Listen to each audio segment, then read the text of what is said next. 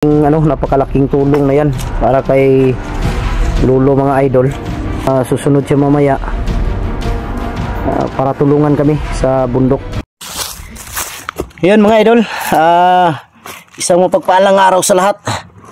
So yun mga idol, bumaba ako mga idol dahil naghanap ako ng paraan para kuha ko na yung anak ko dahil may hinihingi sila. Hindi ko sana gustong gawin yun mga idol dahil kasi kung mabigyan mo sila lalo silang mamihasa, pero kahit sino naman siguro pagtungkol na sa anak mo, gagawin talaga ang lahat. Mabawi lang ng ligtas ang anak mo dahil siyempre anak mo yan mga idol. Kahit ano talaga gagawin mo.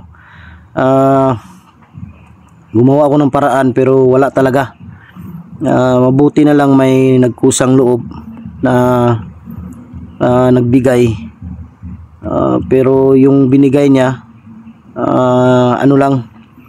hindi talaga yung binigay nila, hindi talaga yung hiningi nila Rambo na 20k. Nagbigay siya ng ng 10k. Bibilan ko ng 2 sakong bigas at grocery, at yung sobra yun na lang siguro ang ibigay ko sa kanila. Masalamat pala kay Ate MJ. Yan.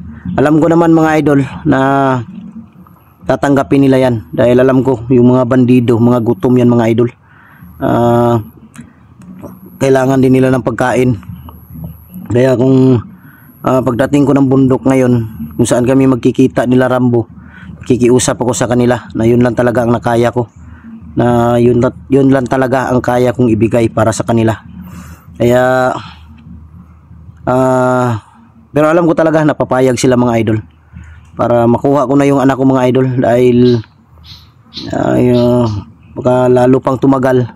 Nasakripisyo na yung pag-aaral niya, kaya kailangan ko talagang gawin to. Yun, dumaan ako dito kay Lolo dahil nagpabasbas ako kanina. At dumaan din ako dito mga idol dahil may nagpabigay kay Lolo ng pera para sa kanya. Kaya dinaan ko, ibinigay ko sa kanya dahil gusto ko talaga, ayaw kong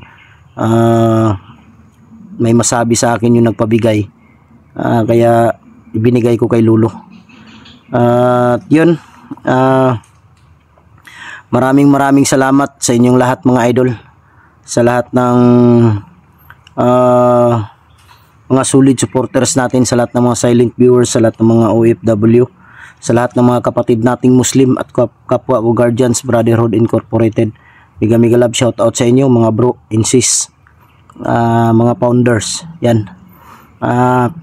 Shout out kay Mary Grace Giverson ng Chicago, Tita Angie Ruiz ng Hawaii, Tita Ate Bibs Bernas ng LA, Ate Mel, shout out sa iyo.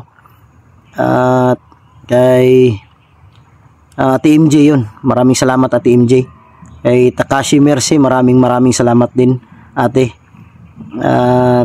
Jimmy Ramirez, Janice Alcalde, Pindiho Vlog, Team Kuwait, Team Marlika. Yan, mega love shout out sa inyong lahat, sa lahat po. Pagkatapos ko dito kay Lolo, balik bundok na ako agad. Yung dadalhin kong 2 sakong bigas mga idol at mga grocery, dadaanan ko ngayon sa bayan para dalhin ko. Ikarga ko lang sa motor at iiwan ko lang sa isang lugar. Di ko lang ipakita kung saan ko iiwan dahil kukunin ko lang yon pag nagkita na kami nila William, Berto at ni Jinky at ni Tikboy. Kung magkita na kami, doon na namin kukunin yung kung saan ko inilagay yung bigas at grocery, para kasi mahirapan ako mga idol, ako lang mag-isa kung dadalhin ko. Mas mabuti yung iiwan ko muna sa isang lugar, tapos kung magkita na kami, doon ko na kukunin para may magkarga sa dinala kong bigas at saka grocery. Yan, nandito si Lolo. Sobrang saya ni Lolo mga idol dahil sa natanggap niyang pera. At nagpapasalamat din ako sa sa nagbigay. At nagbigay din para makabili ako ng ng bigas at grocery. Maraming salamat. Diyos ng bahala, Diyos ng bahalang gumanti sa inyong kabutihan na ginawa. At nag-usap kami ni Lolo kanina. Tutulong na si Lolo mga idol para makuha yung anak ko. Tutulong na siya. Mauna ako ngayon sa bundok. Susunod daw si Lolo. Yun ang sabi niya sa akin. Kaya kausapin natin si Lolo para siya mismo yung siya yung mismo yung magsabi ba. Dahil si Lolo yung nakakaalam kung saan talaga ang anak ko dinala. Lo, may hapon lo. Hapon. Amo tong kuan lo, tong kwarta ni mo lo basig. Biat. Andito mga idol yung pera na pinabigay kay Lolo ni Idol Takashi Mercy ni ate. Yan. Kompleto lo. Yan. Napakalaking tulong na yan para kay Lolo mga idol. Siyempre dahil sa pang-araw-araw niya, alam niyo naman minsan lang kami makadalaw dito kay Lolo, lalo na pag nasa bundok na kami. Busy na rin kami. Pero si Lolo laging nakabantay sa amin, hindi lang namin makikita si Lolo, pero nandun siya sa bundok. Si Lolo yung nakakaalam mga idol kung nasaan yung anak ko. Kaya mauna ra kog sakaron lo. Kay balaka kay Mapas din ka. mo sunod ako sa inyo ha. Masunod ra ka sa mga. Nahibaw ko kung asa gibutan mo anak. Oo. Mo lagmet di pa katunga-tunga mo sa naimatangan sa imong anak. Masunod nako. Musunod na ka. Kinahanglan nga magbinantayon ka. Oo. Kay ikara bagi ituyo nila ko. Gusto nila kuhaon ka. Makuha ko nila. Kay ang imong anak may ilahang papatyon sa imo ha.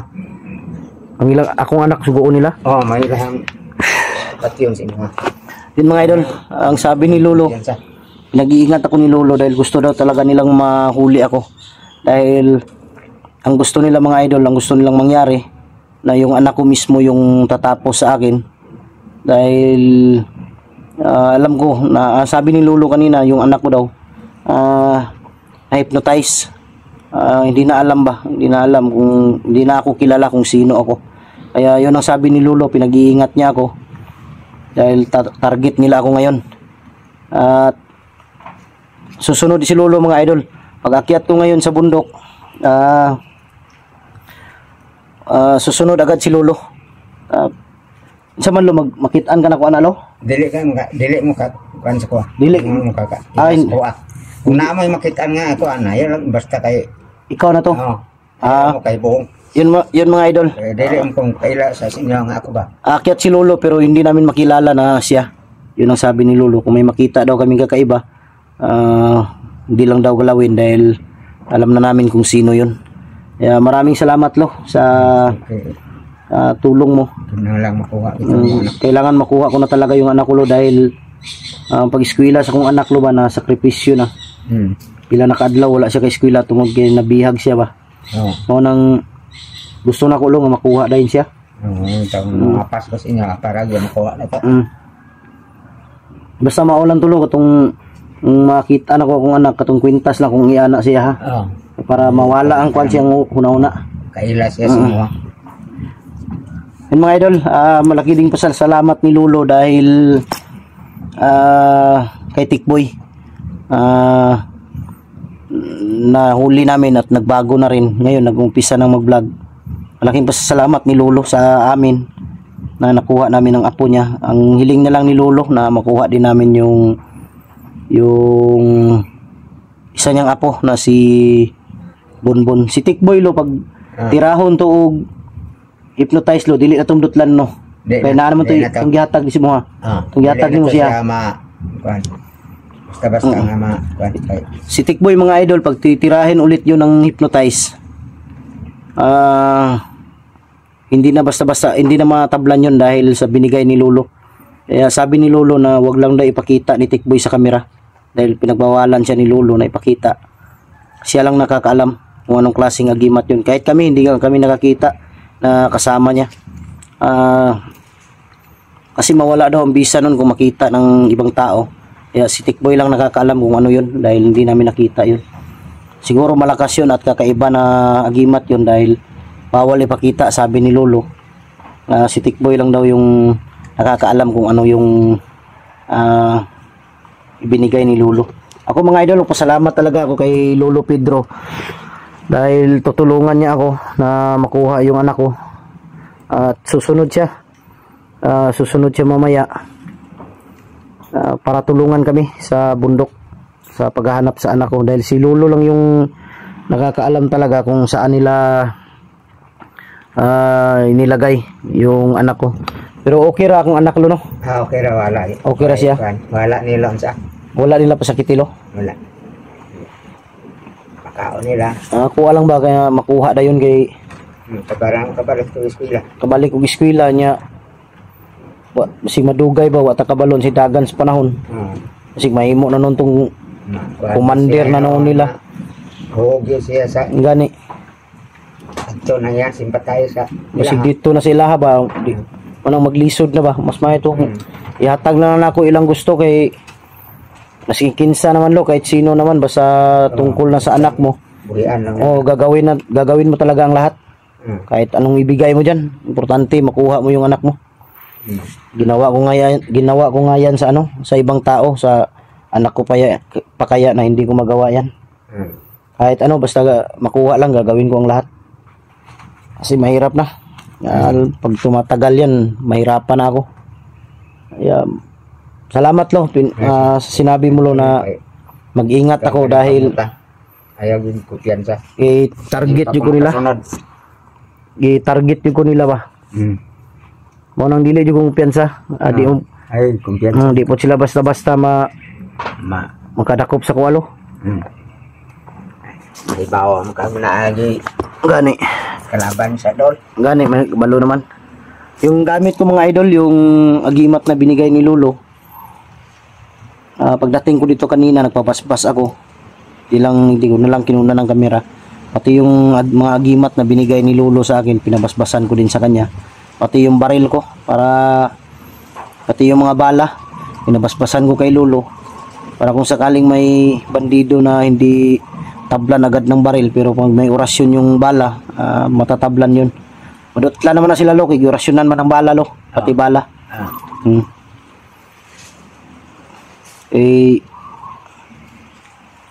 Nag-alala din ako dahil yung mga kasamahan ko, tinawagan ko. Bago ako akyat lo, tawagan ako sila lo. Ganina di man ako sila makontak ko.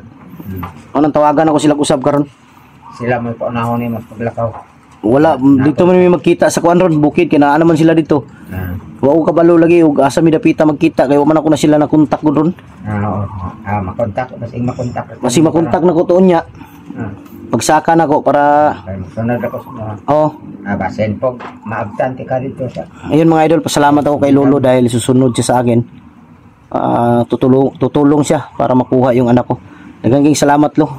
Dako na kay ng tabang sa kuha. Makuha lang ako na akong anak lo, isiptin ako na. Balikan jud ako na sila dayon.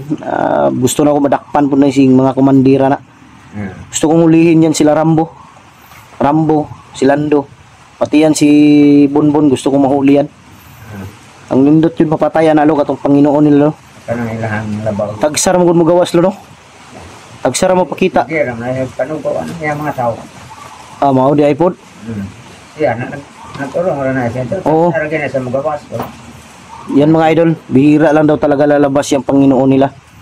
Ang inutusan lang yan, mga tauhan, yung mga bandido na ginamit din na hindi alam yung ginawa, hypnotize yung utak. Kaya kahit ano na lang makita nila, papatayin. Dahil sa pagka-hypnotize nila. Kaya pag akyat ko ngayon, mag-iingat lang ako dahil tinatarget nila ako ngayon. Dahil ang gusto nila, ang anak ko ang tatapos sa buhay ko. Hindi ako papayag sa ganun mga idol. Ilitin ko talaga kahit ano. Gagawin ko para sa anak ko, makuha ko lang. Salamat kayo lo sa magulat lang ko sa imo lo sa bukid lo. Tabangan ka. Para makuha dayon ang ungod ba. Karitso na yun ko sa matangan sa bata. Eh si Lolo man ang si Lolo kasi nakakaalam mga idol kung saan talaga nilagay. Kaya yun ang awag dito, yun ang puntahan namin ni Lolo. Kaya susunod si Lolo dahil siya yung nakakaalam. Yung mga idol ha, hindi na ako magtagal. Lo, di ako magdugay lo, hindi na ako magtagal lo. Dahil parang uulan, mahirap na umakyat sa bundok pag ulan. Maraming salamat sa inyong lahat mga idol. Ulitin ko, maraming salamat sa inyong lasawang pagsuporta mula noon hanggang ngayon. Miga love, shout out, ulitin ko, miga love, shout out sa inyong lahat. Yan, maraming salamat, God bless sa ating lahat. I love you all.